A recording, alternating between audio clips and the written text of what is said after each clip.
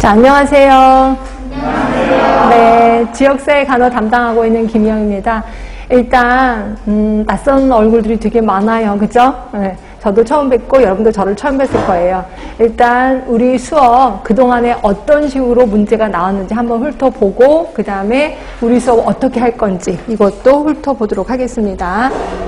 자, 보겠습니다. 요거 2019년부터 2020년까지 한번 통계를 좀 내봤는데, 자, 평균치가 있을 거예요.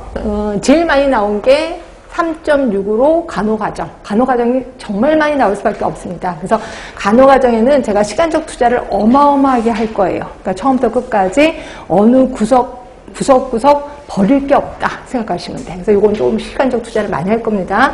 보시면 2021년에 6개나 나오고 2022년 여기는 7개나 나왔습니다. 요번에 서울에서. 그죠? 그래서 어마어마하게 많이 나왔구나 하시면 되고요.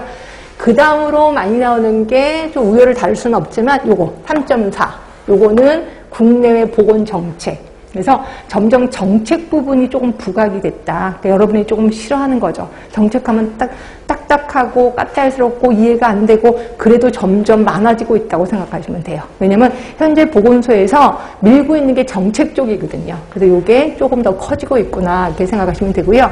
그 다음인 게 역학입니다. 역학은 코로나 때문에 더 그런 것 같긴 해요. 그래서 코로나의 영향을 좀 많이 받아서 감염병 얘기도 많이 나오고 또 역학하면 계산하는 게 좀 많이 나오거든요. 이런 부분이 좀 많이 나왔다라고 보시면 되고요.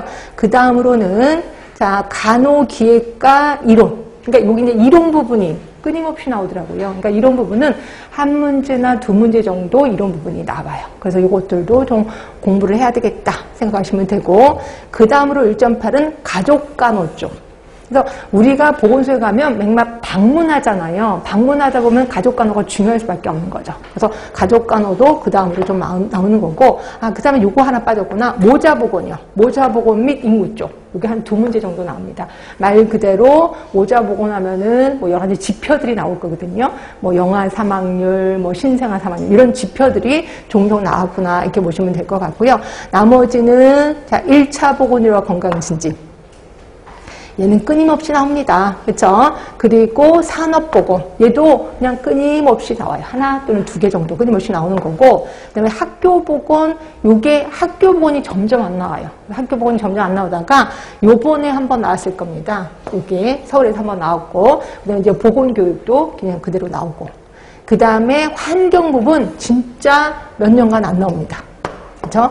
환경보건은 굉장히 양이 많아요. 양이 많은데 그렇다고 이걸 안 하기엔 그래. 그냥 언제 나올지 몰라서. 그래서 저희가 하긴 하는데 진짜 중요한 부분만 딱딱 스킵해서 지나갈 겁니다. 그래서 요거 그렇고 그다음에 지역사회 간호사 그래서 재활이라든지 뭐 이런 것들이 이제 조금씩 안 나오기 시작한다. 근데 그 재난간호에서 조금씩 나오긴 한다. 재난간호 딱 한 문제씩 나오다가 요번엔 재난간호 쪽도 안 나왔습니다.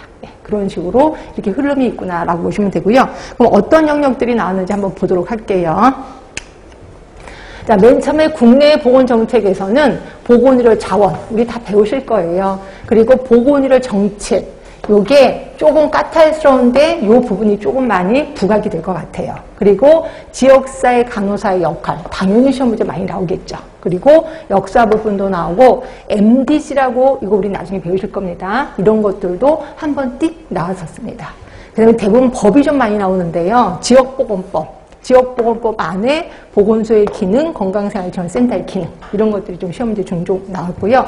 그러면 진료비 지불보상제도 하면은 우리 행위별 수가제, 인두제 들어는 보셨을 겁니다. 이런 것들이 주로 나왔었구나.